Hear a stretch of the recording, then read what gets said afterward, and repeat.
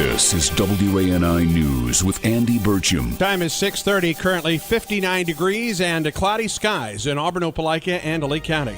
The Auburn City Council will look at a moratorium on multifamily housing at its next meeting. City Manager Charlie Duggan explains. There's a feeling out there that we are becoming overbuilt, and what happens... Mike Hubbard survived a primary in June and the general election Tuesday night. He won a fifth term in office as Alabama State Representative for District 79. Now he's eyeing a second term as Alabama's Speaker of the House. We will get together as a group and decide who our nominee will be. Tonight, clear skies, an overnight low of 40. Sunny tomorrow, a high of 61. And for high school football tomorrow night in the first round of the playoffs. Welcome to Auburn, Opelika This Morning on News Talk WANI 98.7 FM and 1400 AM. This is Rotary Riches Day. We're live at the Auburn Chamber of Commerce, about to announce the prizes. Michael Toulier with the Auburn Rotary Club, now in the broadcast facility here. Good morning. Good morning. How are you today? I'm great. How about you? We literally have a cast of 15 or so. It's a pretty motley crew. And everybody, as they walked in the door, everybody, with the exception maybe of one, I am the winner as they walked in the door today. Absolutely. Everybody's a winner. Yes, Everybody's indeed. a winner. All right. We'll be drawing prizes through this half hour for the Auburn Rotary Riches Day.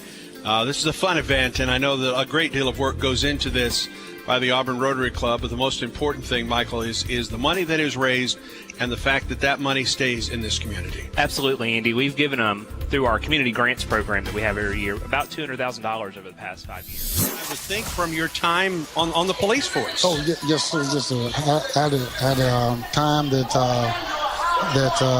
I'm sorry, there's a little disturbance in the background. Yeah, there is. But what I want to understand is that... Well, there is a disturbance right now. There has been some contention with regard to the candidate. Superstorm warning is in effect for all of Lee County, Auburn City Schools, Opelika City Schools, Lee County Schools, Lee Scott Academy, Auburn University. You know, the one I've not heard from so far is Southern Union. We did hear from them yesterday afternoon, and they made the decision to go ahead and go as normal this morning.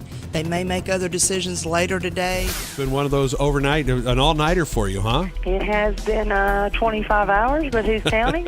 It's what we train to do, and we'll be here today and tonight, and hopefully start seeing some melting tomorrow if it gets warm enough. Yeah, all right, let's first start with conditions. Lee County Sheriff Jay Jones joins us on the WANI hotline. Sheriff Jones, good morning. Good morning, Andy. The roads during the night continued to become more hazardous. Am I talking to you from your office there at City Hall this morning? Yeah, I made it to City Hall. Okay. I drove about 10 miles an hour, and our police chief is definitely urging folks to stay off the road unless absolutely necessary.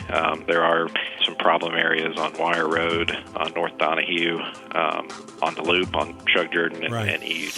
As you mentioned, this is not the first incident that's taken place at this apartment complex. Right. At this point, Mayor, what can the city do? Well, obviously these are private properties, and our police chief has asked them to let his department make some recommendations. Time now to talk things over with Opelika Mayor Gary Fuller. News coming out at last night's Opelika City Council meeting with regard to expansion at Gambro Renal. Congratulations. Thank you very much, Andy. And, you know, it was a total team effort by many, many folks involved in this. Of course, the governor, and be here later this morning along with the Speaker of the House, the Secretary of Commerce, and we're really delighted about this additional expansion and more jobs coming from Baxter Gambro. We go to the WANI hotline this morning with Rita Smith with the Lee County Emergency Management Agency. What details do you have at this time, Rita? What I can tell you right now is that we've got first responders, numerous volunteer fire departments on scene in the Smith Station, Salem community. Of course, our first concern is life safety. Right. We want to make sure that we haven't missed someone. You know, it was dark when the event happened, and we have down power lines, and we have trees down, and we've got reports of some trailers that are damaged and homes that are damaged. Just one moment, Andy. I'm sorry. Sure. Go right ahead. Rita is at the Lee County EMA, so she is taking time out of her duties there to help us, keep us informed. So go ahead. I'm ready. I'm very, very sorry. That's okay. Anyway, we've got reports of large trees down that are needing backhoes and other things, and we've got folks here in our county and county resources to take care of that problem. And right now, we're just making sure. So far, we do not have any reports, zero reports of fatalities and injuries. Mike, how much of this campaign do you think was derailed with the things that have come down with regard to the indictments in your mind? Well, I mean, it's hard to tell. I mean, a 19-point win is pretty substantial, so you'd be pleased with that any day of the week. But, the thing that's encouraging, Andy, is that it's obvious that the people of Alabama and the people of Lee County particularly have seen through all of this. They see what it is, and that's politics at its worst. I mean, this has been a political witch hunt on me by the forces out there who don't like the changes that we're making in the state of Alabama. And it's clear that the people of this district don't like outsiders coming in and trying to determine who the representative is. And I just, it's hard to say what the vote would have been either way, but I tell you, to win by 19 points in any election is just really gratifying. Recently, we had Dan Emmett in our studios. At that time, he was about to speak to the Osher Lifelong Learning Institute at Auburn University. Dan, a former Secret Service and CIA agent, also spent time in the Marines as well. He and his wife have now retired to Auburn, and Dan has written a book called Within Arm's Length, a Secret Service agent's definitive inside account of protecting the president. And Dan joins in the studio again this morning. You and I were talking before we went on the air. The Secret Service and its director under a bit of turmoil at this point. Yes, unfortunately, and people ask me how I feel about it, and my first feeling is it's good to be a retired Secret Service agent right now, as opposed to being an active Secret Service agent. Your opinion on the issue right now? I know you've been asked by some of the national agencies out there at this point. Yeah, first of all, the feeling is one of disappointment. During my 21-year career, we certainly took a great deal of pride in our work, attention to detail, and we felt we were prepared for anything. And we took care of the small things, which really took care of the big things. It seems today that the Secret Service is letting the small things fall through the cracks, which in turn is causing the entire structure to begin to collapse. This is WANI Sports with Andy Burcham. 7:15 is the time. Sports this hour brought to you by Bubba's Medicine Shop. Okay, Iron Bowl week is finally here. In my opinion, the best rivalry in college football. Playing the number one team in the country at their place. This will be the fifth time we played a top 20 team on the road, so hopefully that experience will help. Auburn coach Gus Malzahn at his Iron Bowl press conference yesterday. The Tigers played Alabama Saturday night. As Malzahn notes, Auburn will go into the game depleted on the defensive front. Devontae Lambert will not play. He had surgery today. He'll be out for the year. That's a big blow for us. We're going to need some guys to step up. Jeff Whitaker will also not play. He's still injured.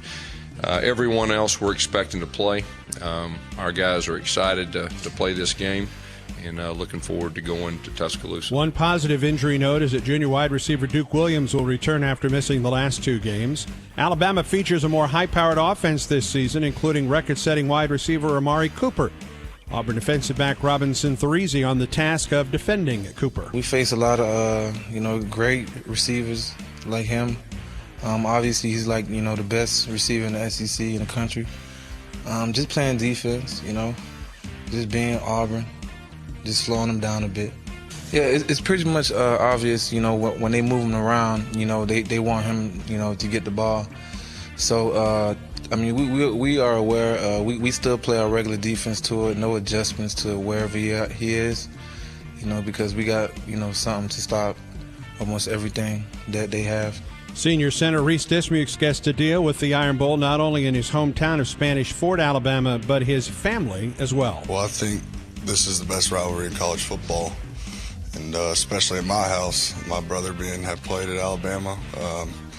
I want to be able to, to keep the upper hand in that ordeal for another year. But, this is what you go home and you can at least have a backbone on something. And, it's just, there's no other game like it.